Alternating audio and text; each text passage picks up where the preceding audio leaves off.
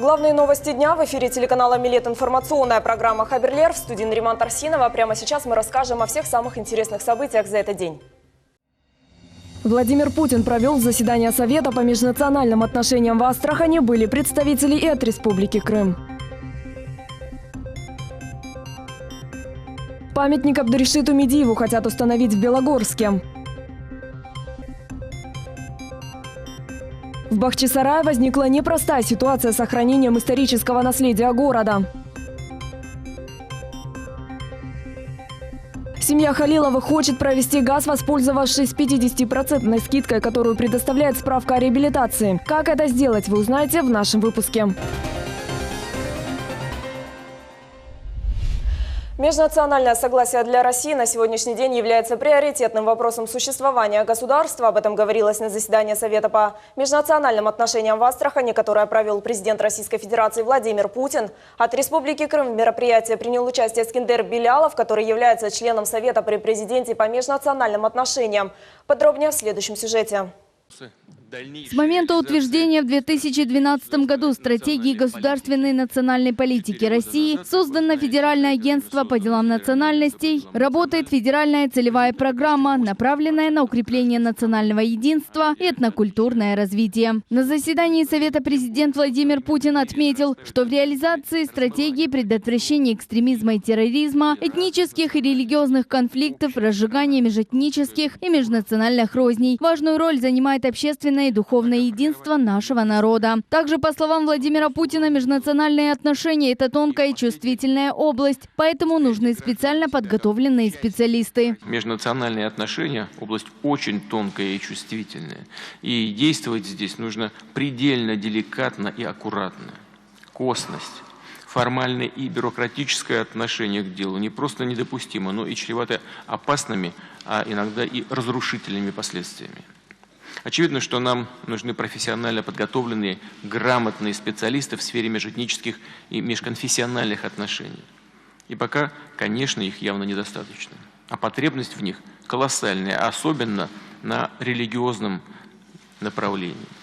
И здесь нам нужны не только религиозные деятели, но и люди светские, но те, которые разбираются в проблемах и могут донести до всех слоев общества свое понимание того, что в этой сфере происходит и что достойно нашей поддержки. На заседании также выступил и член Совета по межнациональным отношениям Эскиндер Белялов. Он рассказал о существующих проблемах крымских татар и о проделанной работе на полуострове. Главное, что простые люди видят, что за 2 года сделано больше, чем за 2 десятилетия. Сейчас Крым кипит, в хорошем смысле слова. Масштабный ремонт всех дорог, строительство аэропорта. Я уже не говорю про Керченский мост, одного из крупнейших строительных объектов в мире. Мне лично очень отрадно, что начато и обустройство мест компактного проживания крымских татар. Со следующего года в рамках ФЦП начнется строительство социальных объектов, объектов инфраструктуры, жилья для репрессированных. Кроме того, начато строительство соборной мечети. Несмотря на ту истерию, что устраивает Киев, пытаясь дестабилизировать обстановку в Крыму, у нас в Крыму нет никаких проблем межнациональных отношений. В своем докладе он также отметил, что крымско-татарский народ выражает признательность за указ о реабилитации репрессированных народов Крыма и о присвоении звания Героя России участницы Великой Отечественной войны Алиме Абдынановой. Что касается проблем межнациональных отношений, то на полуострове их нет. Но главными вопросами для крымских татар остаются справки о реабилитации для репрессированных и упрощенное гражданство. У нас есть 2 такие проблемы. Это справки о реабилитации для репрессированных и упрощенное гражданство, где говорят, что около 5000, точного данного нет, что именно репрессированные граждане находятся в Крыму уже в течение 2 лет, которые не могут получить гражданство, и в соответствии они не могут пользоваться всеми теми пенсиями. В Доме уже в 2 чтениях прошел этот закон о упрощенном гражданстве. Я думаю, чтобы вы все-таки побыстрее приняли этот закон, и люди бы, конечно, с радостью приняли бы это. Спасибо вам. На эти вопросы президент Владимир Путин дал такой ответ. Мы определили численность населения, в том числе крымско-татарского, на 2014 год. Исходя из этого, мы выделяем ресурсы, заложенные в федеральную целевую программу по Крыму, исходя из этой численности. И если там есть люди, которые уже к этому моменту проживали реально, то тогда речь может идти... Вот, это эти люди? Да, вот о них может идти речь. Также Владимир Путин поинтересовался строительством соборной мечети в Симферополе. Напомним, 28 октября прошло торжественное закладывание фундамента. В церемонии приняли участие представители власти Крыма, муфти мусульман Крыма Хаджи Эмирали Аблаев и депутат Государственной Думы Российской Федерации Руслан Бальбек. Алимия Кайбулаева, телеканал Миллет. Президент Российской Федерации Владимир Путин назначил заместителя министра внутренних дел по Республике Крым начальника полиции полковника Павла Каранду. Об этом сообщила пресс-служба МВД Крыма. Стоит отметить, что полковник Павел Каранда с 2013 года является заместителем начальника управления МВД России по Вологодской области. Сегодня состоялось заседание Президиума Государственного совета Республики Крым. В ходе встречи были затронуты самые актуальные вопросы, которые нуждаются в скорейшем решении. Подробности знает наш корреспондент Асан Абибулаев. Председатель Государственного совета Крыма Владимир Константинов начал заседание с самого острого вопроса на сегодняшний день. Он подчеркнул неприемлемую ситуацию с подготовкой детских садов и школ республики к отопительному сезону, а также напомнил о неубедительном докладе министра ЖКХ Сергея Карпова на пленарном заседании Госсовета. Большое количество объектов оказались не готовыми к отопительному сезону. Также спикер крымского парламента призвал органы власти скорее решить эту проблему. Сейчас очень важно организовать всю команду, это глава администрации, само министерство, те министерства, которые к этому имеют отношение, там Министерство здравоохранения, социальной политики, образования, и этой команды дотянуть все вопросы. Пока нет больших холодов, пока мы еще, так сказать, а для того, чтобы ни у кого не возникало иллюзий, много 4 дома или мало это 4 дома, вот переедьте туда, поживите там, своего ребенка отдайте в неотапливаемую школу, и вы поймете, что это такое, как для вас жизнь за один день просто перевернется вверх ногами. Поэтому это очень важно. Министр ЖКХ Сергей Карпов, в свою очередь, в ходе своего доклада сообщил, что до 15 ноября будут устранены все неполадки. Значит, работа организована. Круглосуточные диспетчерские службы созданы как в Министерстве ЖКХ, так и во всех муниципалитетах. Докладываем 2 раза в сутки, точнее держим на контроле 2 раза в сутки, доклады принимаем тоже 2 раза в сутки, на 8 утра и на 19:00. Порядка 60, где аварийные ситуации, цифра постоянно меняется, но это связано с износом сетей, с износом воды. У нас постоянно каждый день там, по 20-15 аварий случается по Крыму, поэтому это цифра текущая. Основная проблематика, это вот где Бахчисарай у нас и Судак, это вот мы до 15 ноября обязуемся все устранить, что котельные будут запущены, тепло будет подано в дом. Также в ходе заседания председатель Государственного совета Крыма Владимир Константинов сообщил, что будет исполнять свои обязанности на непрофессиональной основе. По словам Константинова, он уже написал соответствующее заявление и согласовал его с главой республики. Сам документ будет представлен на заседании Госсовета 16 ноября. Он также напомнил, что на посту председателя Госсовета Крыма не получал заработной платы. До ноября 2015 года он перечислял свою зарплату в Республиканскую детскую клиническую больницу, а с ноября 2015 года возвращал заработанное в бюджет республики. Асан Абибулаев, Дмитрий Низовой, телеканал Миллет. Памятник Абдуришиту Медиеву хотят установить в Белогорске. Инициатива принадлежит общественным деятелям и жителям города. Будет ли установлен памятник, узнавала наш корреспондент Султания Ситакаева. Еще в 2013 году в Белогорске именем общественного деятеля Абдуришита Медиева была названа площадь. Общественники и активные граждане Белогорска обратились к различным государственным структурам Крыма и Белогорска с предложением инициировать процесс увековечения памяти выдающегося политика. По словам председателя общественной организации Ильри Мемета Кемалетдинова, место для памятника уже определено. Осталось лишь реализовать проект. Я думаю, должна быть и ответственность за это дело, и какая-то инициатива, актив должен быть. Мы на это надеемся и хотим, чтобы это дело продвинулось вперед. Абдуришит Медиев – издатель и редактор ряда крымско-татарских политических газет. В 1907 году в Белогорске был избран городским головой. За время пребывания Абдуришита Медиева на этом посту в Карасу-Базаре были построены электростанция, дом культуры, проведена сеть водопровода. В этом же году он был избран депутатом 2-го созыва Государственной Думы от Таврической губернии, где входил в состав мусульманской фракции. Абдуришит Медиев – известный политический и общественный деятель. Мы его должны помнить. Он был депутатом Государственной Думы Российской Федерации. Вот на этой территории в центре мы должны установить памятник, посадить цветы и облагородить эту территорию.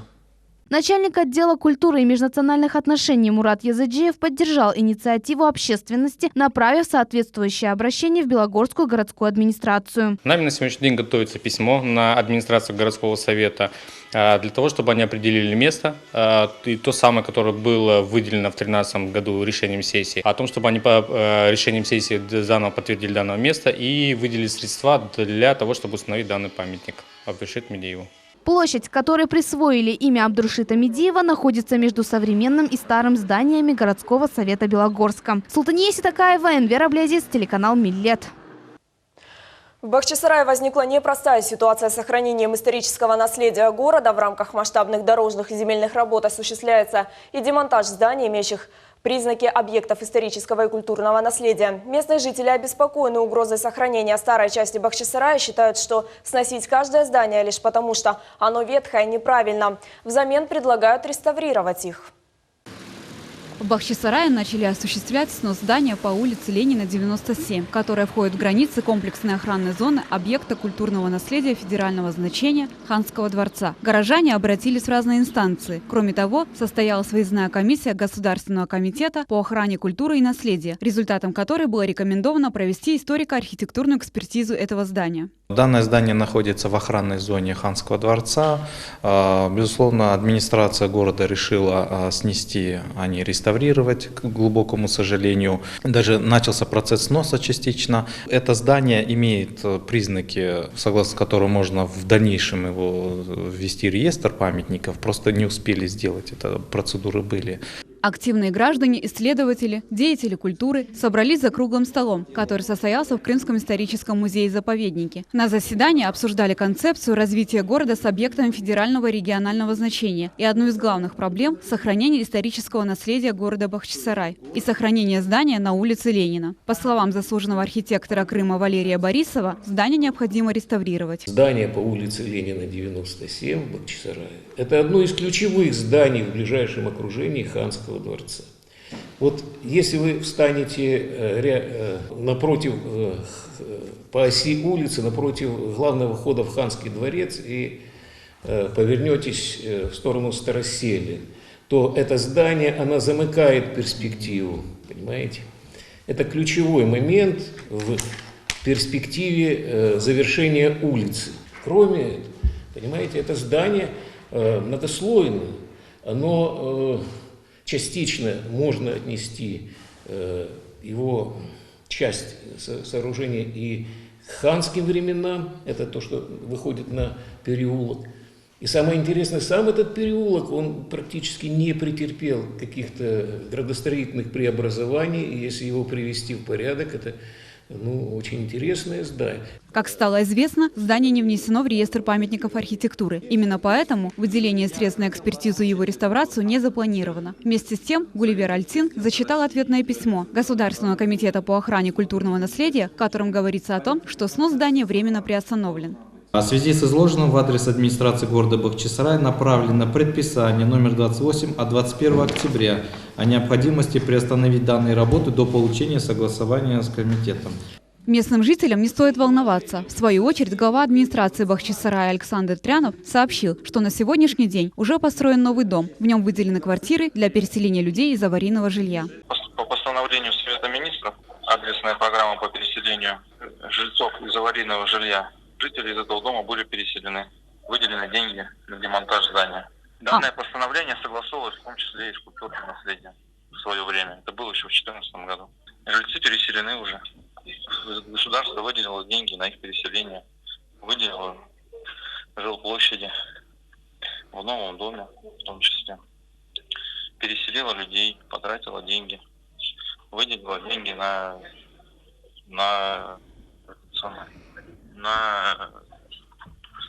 демонтаж здания. Деньги выделены. Заключен муниципальный контракт с подрядчиком, который осуществляет работы в рамках этого муниципального контракта. По итогам заседания была принята резолюция, в которой предложено проведение конференции по сохранению исторической среды Бахчисарая и обращение к высшим должностным лицам России и Крыма с просьбой вмешаться в данную ситуацию. Диляра Шевкетова, Аким Бекиров, телеканал Миллет. Близится холода. Это значит, что многие семьи сталкиваются с вопросом отопления жилья. Одна из таких – семья Халиловых, которые проживают в поселке Курцы Симферопольского района. Поселок был газифицирован еще в 2009 году, однако не у всех была возможность подключить голубое топливо. После вхождения Крыма в состав Российской Федерации у репатриантов появилась возможность получить справку о реабилитации, которая подразумевает 50% скидку на коммунальные услуги. К сожалению, сегодня не все знают, как оформить справку и воспользоваться всеми услугами. Разобраться в ситуации семьи Халиловых помогала наш корреспондент София Шукурова. Семья Халиловых о коммунальных проблемах знает не понаслышке. Вода только на улице, свет с перебоями, а газа вообще нет. Вместе с бабушкой в 2 комнатах ютится семья ее сына Тимура с супругой и 2 детьми. Они ждут 3-го ребенка. Для того, чтобы провести газоснабжение, необходимо около 150 тысяч рублей, рассказывает Сания Ханум. Для семьи Халиловых это слишком большая сумма. Весь доход – это минимальная пенсия бабушки и зарплата сына Тимура. Не хватает. Вот моя пенсия, например, расходится сразу в этот же день. Я покупаю эти лекарства, там покупаю то что-то там, даже ничего себе лишнее позволить не могу. Коммунальные услуги, да, вот за свет. Баллон газ покупаем, он 1000 рублей, не хватает надолго. Потому что и кипятим и чай, и кушать варить, все там. Ну, вот, если баллон газ в месяц не хватает на 1000, приходится где-то до 1,5-2 баллона покупать. Из Узбекистана Халиловы сумели вернуться на родину в Крым 40 лет назад. Стали обосновываться, но провести в дом газоснабжения так и не осилили финансово. Сейчас семья обогревается за счет печи, которую топят на дровах. По словам невестки Эльзары Халиловой, машина дров стоит 18 тысяч рублей. Печку мы топим, пока топим, дома тепло, а как потухает, через час уже, можно сказать, дома холодно становится. Дома дети, вот это старшая моя, еще младшая 4 годика, вот часто болеют из-за того, что прохладно. В апреле 2014 года после указа президента о реабилитации Сания Ханум получила справку. Теперь семья хотела бы воспользоваться льготами и получить помощь на газоснабжение дома. Но как это сделать, не знает. Я надеюсь, что эти льготы мне как-то помогут. Хотя бы где-то газ поставить. Наша съемочная группа обратилась в Государственный комитет по делам межнациональных отношений депортированных граждан Республики Крым, к заведующему отделом по обустройству депортированных граждан Шевкету Хамзину. По его словам, семье необходимо обратиться в органы труда и социальной защиты с заявлением и пакетом документов. То здесь уже предусматривается 218 ЗРК в соответствии о мерах социальной поддержки реабилитированных лиц и лиц, пострадавших от политических репрессий.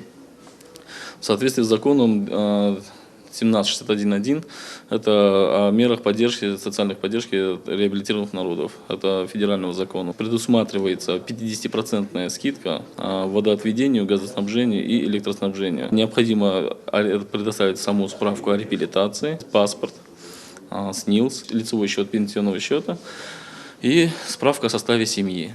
Это все должно предоставиться в копии и в оригинале. Помимо этого, люди, получившие справки о реабилитации, могут получать ежемесячную надбавку к пенсии, 50% скидок на оплату коммунальных услуг, льготный проезд в общественном транспорте. Для права пользования льготами необходимо обращаться в органы труда и социальной защиты. София Шукурова, Эдем Исмаилов, Асан Зевадинов, телеканал Миллет. Сегодня в Симферополе в ходе пресс-конференции обсудили тему «Капитальный ремонт многоквартирных домов в Республике Крым. Актуальные вопросы». В октябре 2016 года крымчане впервые получили квитанции на оплату взноса на капитальный ремонт общего имущества многоквартирных домов. Каков порядок оплаты и механизм начисления? Существуют ли льготы? На эти и другие вопросы в ходе пресс-конференции ответили спикеры. Впервые в истории Республики Крым у нас стартовала программа капитального ремонта многоквартирных домов в соответствии с 753-м постановлением правительства Республики Крым. Первый платежный документ у нас поступил за сентябрь месяц. Там произведены начисления на общую площадь без учетов балконов и лоджий. Каждому собственнику, подчеркиваю, собственнику, потому что эта обязанность возникает у собственников, как юридических лиц, так и физических лиц. На сегодняшний день доставлено на доставке почтой Крыма стоит порядка 311 512 квитанций. Это за сентябрь и точно такое же количество за октябрь месяц. Рассказали также и о едином платежном документе. Капитальный ремонт стал первой ласточкой, первой строчкой в данном документе. В дальнейшем в него будут включаться ресурсоснабжающие организации, также управляющие организации и, возможно, иные услуги. Реквизиты получателя, соответственно, вверху располагаются. Далее у нас идет адрес помещения. Указано также фамилия, имя, отчество собственника, указан исполнитель услуг. Вот посередине, по центру слайда вы, в принципе, можете видеть, что в данный момент там указан фонд капитального ремонта многоквартирных домов. В дальнейшем, опять же, повторюсь, список будет уточняться. В Симферополе состоялся региональный этап всероссийского конкурса «Молодой предприниматель России». Конкурс проводится Агентством молодежи Российской Федерации и Министерством экономического развития Республики Крым совместно с некоммерческой организацией «Крымский государственный фонд поддержки предпринимательства». Тему продолжит Мавилей Юб.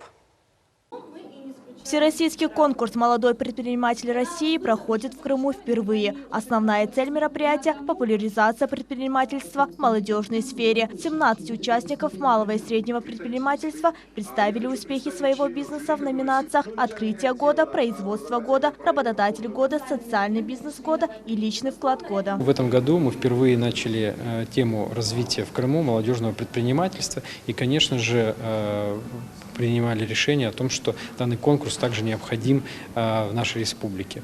Всего в конкурсе приняло участие более 50 человек. Сейчас к финальной защите у нас подошло 17. Всего было представлено 7 муниципальных образований. Сегодня ребята будут представлять свои проекты в 4 номинациях, и те победители, которые будут определены, их фамилии, их, соответственно, проекты будут направлены в Москву, и мы ждем, что они будут допущены непосредственно к финалу, уже непосредственной защите проекта в городе Москве. 23-летний Селим Суфьянов презентовал свою работу в номинации «Работодатель года». Он является генеральным директором транспортного предприятия. По словам молодого предпринимателя, в реализации бизнеса ему помогают 2 высших образования. Я по первому образованию бухгалтер-экономист, по второму я юрист. Вот, и это дало мне большой плюс в нашей работе, как по работе с экономикой предприятия, так и, конечно же, с юридической стороной данного бизнеса. Дальнейшие планы – это, конечно же, развитие, получение, по возможности получения новых маршрутов, обеспечение качественной перевозки пассажиров в Крыму. Победители каждой номинации были награждены дипломами и кубками. Они представят полуостров в финале конкурса, который состоится в декабре в Москве. Мавилей Юб, Дмитрий Завой, телеканал «Милет». В Керчи в Доме культуры «Корабел» состоялось открытие 2-го этапа долгосрочного социального проекта «Ради будущего». Тематическая концертная программа «Нам этот мир завещено беречь». Первым мероприятием проекта «Ради будущего» стала всекрымская акция «Журавлик мира» или «День без выстрела на земле», которая прошла по всему Крыму. Вторым мероприятием проекта стал гастрольный тур по полуострову. С места события Абдулла Аджасман. Организатором мероприятия выступил Дом дружбы народов при поддержке Государственного комитета по делам межнациональных отношений и депортированных граждан Республики Крым. По словам организаторов, проект нацелен на возрождение и развитие одного из направлений общественной деятельности – детской народной дипломатии. Целью социального проекта «Ради будущего» является мир во всем мире. Старт проекту был дан 22 июня. Девизом этого старта было «100 дней без выстрела на земле». Завершением стало 30 сентября, когда все дети Крыма, это более 10 тысяч детей, совместно запускали в небо бумажных журавликов с мыслью о мире, с надеждой о мире на всей земле. Фестиваль открыли представители духовенства. Главный имам Керчи и Ленинского района отметил, что люди должны объединяться для сохранения мира и согласия на земле, несмотря на национальность и вероисповедание. Она у вас в душе родила дружбу, радость, мир, созидание, не разделяя ни национальность, ни вероисповедание, быть вместе, жить в нашем Крыму, как братья, сестры, как отцы и матери воспитывать детей, а дети должны любить своих родителей, любить свою родину и жить Юные участники проекта «Ради будущего» уверены в том, что, объединившись, дети смогут найти возможность спасти будущее нашей планеты и избежать войн. Мы приехали сюда, чтобы сообщить всему миру, чтобы они перестали воевать и чтобы не было войны. Чтобы перестала война быть. И чтобы мир был дружный. Вот, чтобы было яркое небо и чтобы никогда не было в жизни войны. Это фестиваль «Ради будущего». Мы будем помогать миру, чтобы никогда не было войны и чтобы никто не воевал никогда. По словам организаторов, проект будет презентован в 5 городах Крыма. По итогу мероприятия будет создан документальный фильм. Настал тот день, настал тот час, планета ждет от нас, исправим мир. Абдулладжи Осман, Асан Абибулаев, Рамазан Аливапов, телеканал Милет. Завтра в Крыму пасмурная погода будет держаться до самого вечера. В течение дня осадков не предвидится, сообщили в Крымском управлении по гидрометеорологии и мониторингу окружающей среды. Температура воздуха ночью составит 2 градуса ниже нуля, днем прогреется до +7. На этом наш выпуск завершается. Команда наших корреспондентов продолжает следить за новостями, поэтому оставайтесь с нами и будьте в курсе последних новостей. До завтра.